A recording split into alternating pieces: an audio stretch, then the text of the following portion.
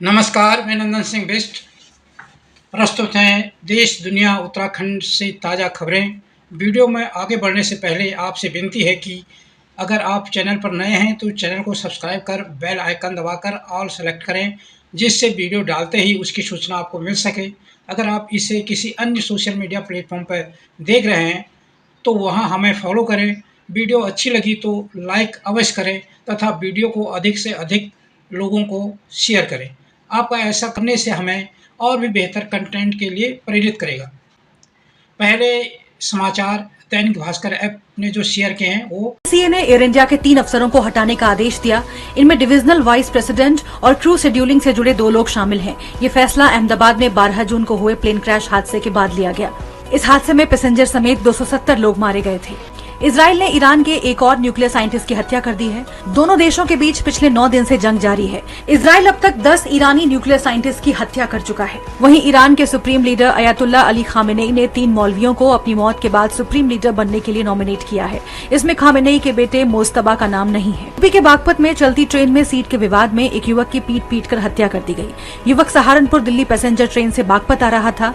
Fakharpur station के पास seat पर बैठने को लेकर उसका विवाद हो गया। करीब 20 आरोपियों ने मिलकर लात घूंसों और बेल्ट से उसे पीटा। अस्पताल में उसकी मौत हो गई। राहुल गांधी ने दिल्ली के नेहरू नगर 2 स्किल्ड युवाओं से मुलाकात का वीडियो शेयर किया। राहुल ने लिखा, मेक इन इंडिया स्कीम से देश में प्रोडक्शन बढ़ाने का दावा किया गया था, लेकिन मैन्युफैक्चरिंग रिकॉर्ड निचले स्तर पर है और बेरोजगारी सबसे ज्यादा है। मोदी जी ने समाधान नहीं, नारे लगाने की कला में महारत हासिल की है। राजा रघुवंशी की हत्या मामले में आरोपी सोनम और राज कुशवाहा को शिलांग कोर्ट ने 14 दिन की न्यायिक हिरासत में।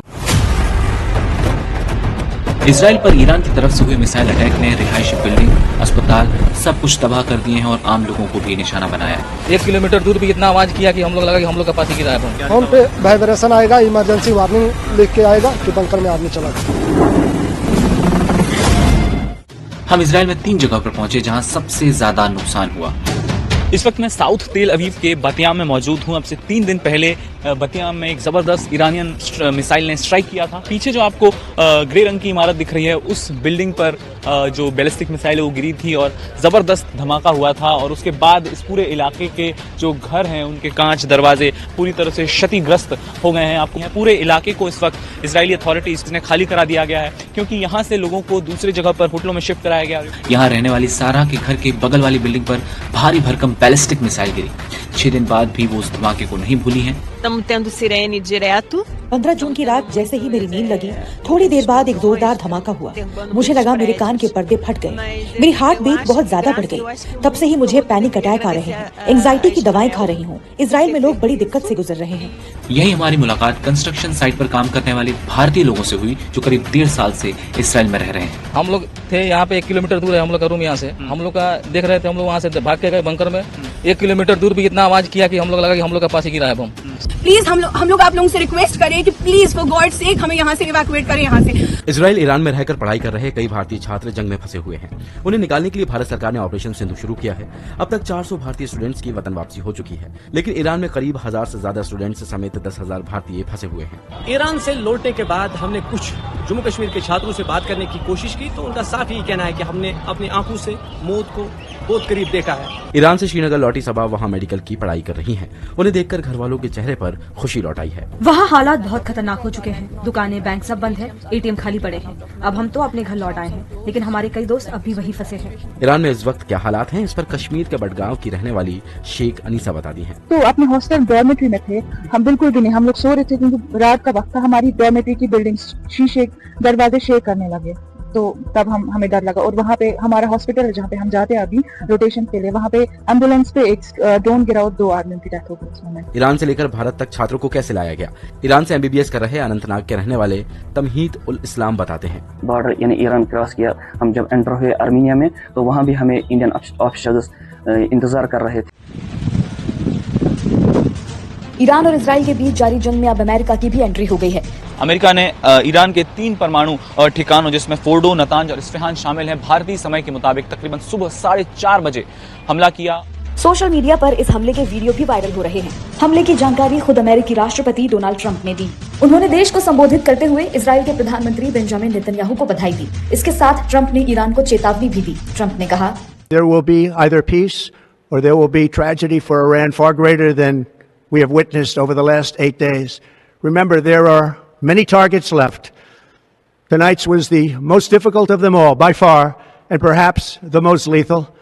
But if peace does not come quickly, we will go after those other targets with precision, speed, and skill. Most of them can be taken out in a matter of minutes. There's no military in the world that could have done what we did tonight. Doctor Sheetal Yadav ने X पर एक video share करते हुए लिखा है कि America द्वारा Iran के परमाणु ऊर्जा संयंत्र पर हमला करने से नाराज इस्लामी वादियों ने अमेरिका के न्यूयॉर्क शहर के रेलवे स्टेशन पर धावा बोल दिया है, जिससे न्यूयॉर्क में पूरी तरह अराजकता फैल गई है। लीड्स टेस्ट के दूसरे दिन इंग्लैंड ने अपनी पहली पारी में 3 विकेट के नुकसान पर 209 रन बना लिए हैं। इससे पहले भारतीय टीम 471 रन के स्कोर पर ऑल आउट हुई। इस दौरान दूसरे दिन कई रिकॉर्ड्स बने। ऋषभ पंत ने इंग्लैंड के खिलाफ इस टेस्ट मैच में शतक लगाकर पूर्व भारतीय कप्तान और विकेटकीपर एम एस धोनी का रिकॉर्ड ब्रेक कर दिया। बतौर विकेटकीपर पंत के टेस्ट में 7 शतक हो गए हैं। वहीं धोनी ने इस फॉर्मेट में 6 शतक लगाए थे। टीम इंडिया के लिए पहली पारी में शुभमन गिल, ऋषभ पंत और यशस्वी जायसवाल ने सेंचुरी लगाई। ऐसा 23 साल बाद हुआ है जब इंग्लैंड में 3 भारतीय बैटर्स ने एक पारी में शतक जमाए। उत्तराखंड क्रांति दल ने एक्स पर उत्तराखंड क्रांति दल के युवा प्रकोष्ठ अध्यक्ष आशीष नेगी का वीडियो शेयर कर प्रदेश में व्याप्त भ्रष्टाचार को उजागर किया है। खनन में घोटाला और प्रदेश को भारी नुकसान। नमस्कार, जय पहाड़ जय पहाड़ी। मैं आशीष नेगी और आप सभी को मेरा पैलाग प्रणाम सेवस्य मन्या। मैं बात कर रहा हूं प्रदेश में हुए खनन घोटाले पर।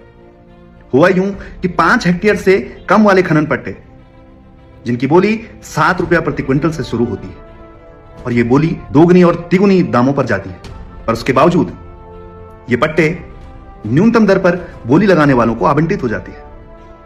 यानी बोली लगाना तो एक केवल और केवल भटकाव था और खेल अंदर खाने हो गया। इससे प्रदेश को कम से कम विगत वर्षों में सैकड़ों करोड़ का नुकसान हो चुका है और जिसकी जिम्मेदारी पुष्कर सिंह धामी सरकार की बनती है। और उत्तराखंड की दूसरी खबर है, उत्तराखंड के समाचारों में प्रदेश कांग्रेस ने एक्स पर प्रदेश अध्यक्ष करण मेहरा के बयान का वीडियो शेयर करते हुए लिखा है कि चुनाव की शुरुआत ही बेईमानी से हो गई है। श्री करण मेहरा का वीडियो। चुनाव की शुरुआत ही बेईमानी से हो गई।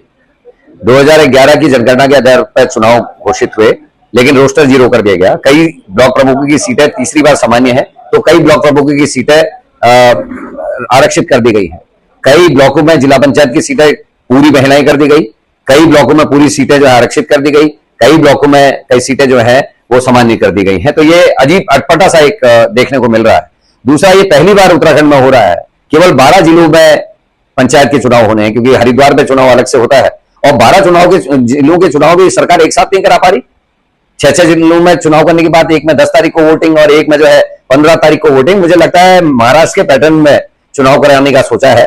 जिस तरीके की टिप्पणियां कोर्ट महाराष्ट्र के चुनाव को लेकर कर रहा है, मुझे लगता है यहां भी वही हाल होने वाला है। चुनाव कमीशन को एक अंपायर की भूमिका में होना चाहिए, पर जो अभी तक जो चल रहा है उससे लगता नहीं कि अनबायस्ड इलेक्शन कराने की सोच कर रहे हैं। दूसरा, कोर्ट में 24 तारीख की डेट है, देखते हैं वहां से क्या निर्णय आता है। कांग्रेस अपनी पूरी तैयारी में है, हमने अपने प्रभारी नियुक्त कर दिए हैं और हमारे वरिष्ठ जन भी सब जगह जाकर बातचीत कर रहे हैं। कल हमारी एक महत्वपूर्ण बैठक भी होने वाली है, जिसमें जो पार्टी के वरिष्ठ नेता हैं उन लोगों के संग सह प्रभारी जी आके बैठक लेंगे और आगे हमने किस तरीके से चलना उस पर निर्णय होगा।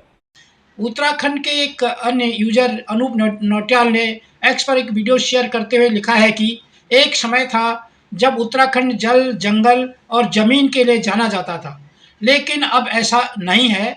मुश्किल में 1 या 2 दिन ही बीतते हैं जब देहरादून या किसी अन्य जिले से कोई ना कोई वीडियो वायरल ना हो। इस हालिया वीडियो में हमें बताया जा रहा है कि यह देहरादून के बाहरी इलाके में माल देवता का इलाका है। यह 1 मिनट से भी कम समय की छोटी क्लिप है और मैं आपसे अनुरोध और प्रोत्साहन दोनों करना चाहूँगा कि इसे पूरा देखें।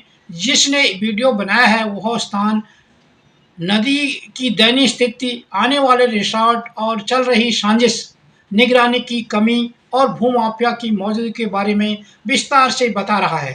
कहानीकार दर्दनाक और हमेशा की तरह इस बात के साथ समाप्त होता है कि राज्य किस तरह से बर्बाद हो रहा है। मैं आमतौर पर लोगों और ख़ासकर हमारे राज्य के सीएम पुष्कर सिंह धामी को टैग करते हुए कहा है पसंद नहीं करता, लेकिन मैं कभी कुछ अपवाद भी करता हूँ। इस विशेष मामले में मैं न केवल अनुरोध करता हूँ बल्कि श्री मुख्यमंत्री से इस पर गौर करने के लिए कहता भी हूँ। यह सवाल करना भी उतना ही महत्वपूर्ण है कि हमारे राज्य में इतने उल्लंघन क्यों हो रहे हैं, और वह भी इतने तेज़ी से। अभी पिछले हफ्ते ही हमने ऋषिकेश के बिल्डर द्वारा देहरादून में खलंगा के आरक्षित वन को सचमुच में हाईजैक करने का दुस्साहसिक प्रयास देखा। एक राष्ट्र के रूप में हम महाशक्ति बनने की आकांक्षा कैसे कर सकते हैं अगर कोई भी बदमाश हमारी पवित्र भूमि, जंगल और नदियों को रौंदने का साहस कर सकता है। मैं यह कहकर समाप्त करना चाहता हूं कि उत्तराखंड की पवित्र आत्मा को अपवित्र करने वाले इन पर्यावरणों के डकैतों को कठोर सबक सिखाने की आवश्यकता है। अगर मैं आप होते तो मैं इन लोगों को राज्य की ताकत दिखाता और यह सुनिश्चित करता कि हमारी राज्य की 1 इंच भी जमीन का बलात्कार और लूट नहीं हो। मुझे यह लिखते हुए बहुत दुख हो रहा है, यह अच्छी तरह जानते हुए कि संभवतः आपको यह संदेश कभी नहीं मिलेगा, और अगर आपको मिल भी गया और यह संभवतः इससे भी बदतर है तो कुछ नहीं होगा। इसी वीडियो को अपने एक्स पर शेयर करते हुए एक अन्य यूजर है उत्तराखंड गो @उत्तराखंड गो ने लिखा है कि कहीं जंगल में निर्माण हो रहा है, कहीं नदी किनारे।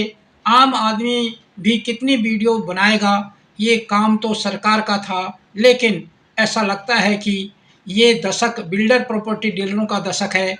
माल देवता देहरादून उत्तराखंड का एक वीडियो है। अगर आपको ये वीडियो अच्छा लगा तो आप इसको लाइक करें और अपने दोस्तों के साथ शेयर करें। अगर आप इस चैनल पर नए हैं तो उस चैनल को सब्सक्राइब करें। अगर आप इसको किसी दूसरे सोशल मीडिया प्लेटफॉर्म पर देख रहे हैं तो वहाँ हमें फॉलो करें, और अगर यूट्यूब पर देख रहे हैं तो आप सब्सक्राइब करने के साथ साथ ही बेल का आइकन भी दबाएं और साथ ही ऑल सेलेक्ट करें। इसी तरह के वीडियो के देखने के लिए हमसे जुड़े रहें, खुश रहें और स्वस्थ रहें।